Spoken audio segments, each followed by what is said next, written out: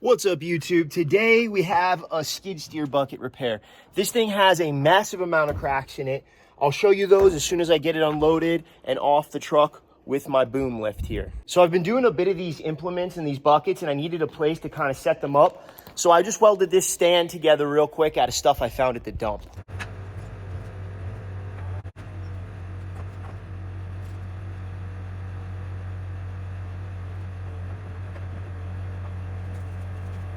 Whenever you have the ability to get something up off the ground and work on it at, chest level, that's the way to go. And that's why I whipped the stand together real quick. It only took me 10 minutes to weld this together out of some scrap.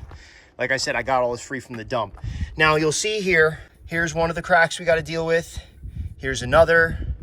We have a bunch of cracks up in here. We're going to air arc these out, and it's in every single one of these. So these all have to be air arced out. And then we have some cracks along the side of it right here. You can't really see it because of the shadow. Oh, there you go. And we'll air arc that out. These will probably just hit with the grinder because they're straight. They're easy enough to get with the grinder, and they're not all the way to the end. There's a couple of more cracks in here. I just have to look around a little bit. We're gonna turn our welder on, turn it up to 200 amps, DC EP, and we're gonna start blowing these cracks out.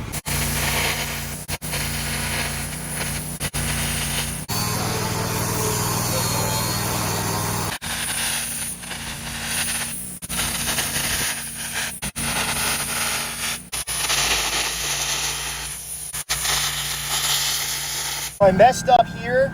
I actually didn't have the air on high enough, and I have a little bit of carbon deposit.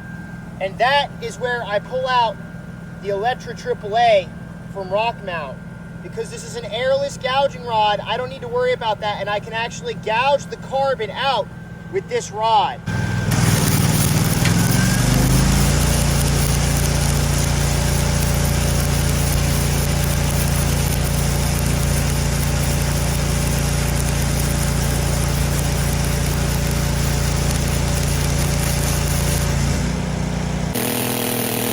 There you go, you can see we got that carbon deposit right out of there.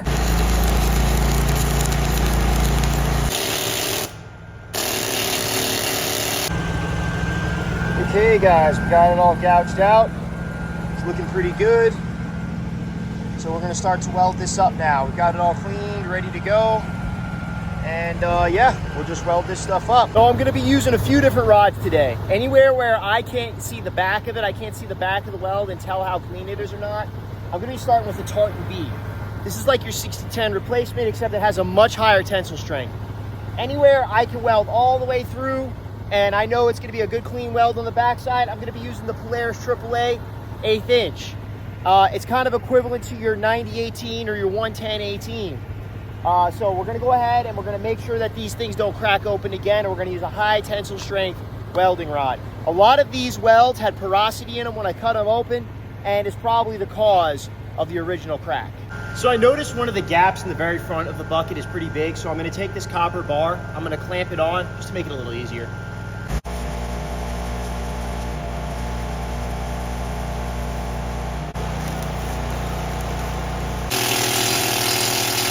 All right, so there's that open root weld. Certainly ain't winning no beauty prizes, but it's good enough, and definitely in there, that's welded well enough too.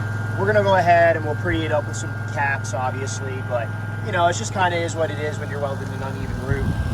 It's not, you're not gonna win beauty competition. Some guys can, I'm not one of those guys.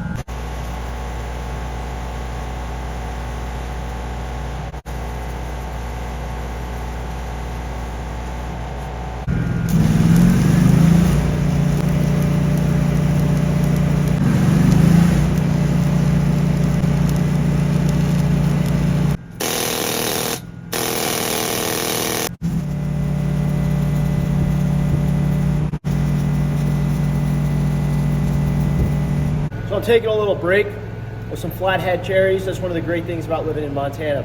Plus, you don't have to touch them with your hands, at least the part you eat. Get back to it now. I switched to some Polaris A, and that's only because I have it in 3/32. I don't have the AAA in 3/32. I thought I did. I guess I don't. So that's what we're going to do. We're just going to switch to some Polaris A. It's basically pretty close to the same stuff, but I guess the chemical composure of the flux is just slightly different.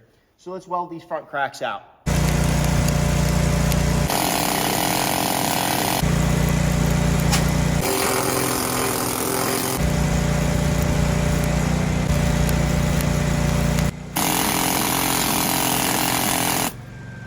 the welds look pretty good.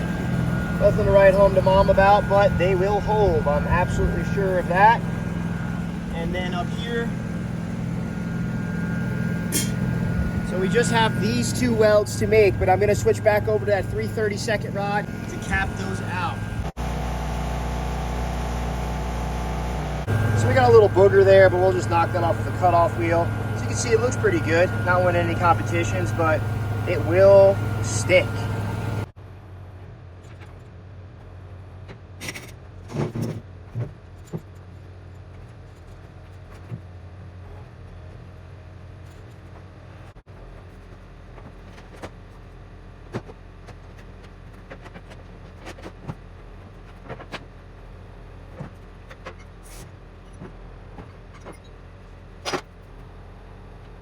All right, kids, that's it. That's today's installment of Melton Metal Mobile. If this thing's all welded out, I know my customer's gonna be stoked. All the welds look high and tight. They're defect free, and that's the main thing. Don't concentrate on making weld porn. Concentrate on making defect free, strong welds that your customer is gonna be able to use for years to come. That's today's business advice for you.